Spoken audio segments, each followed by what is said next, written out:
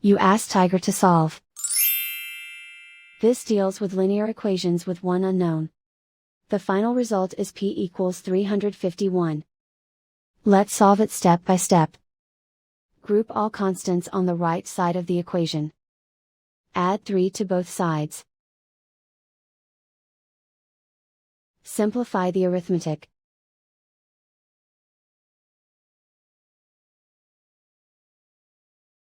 Isolate the p. Multiply both sides by 3. Group like terms.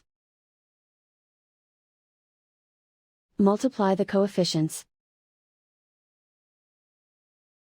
Simplify the fraction.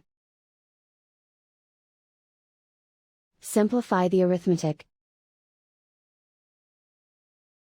And so the final result is p equals 351.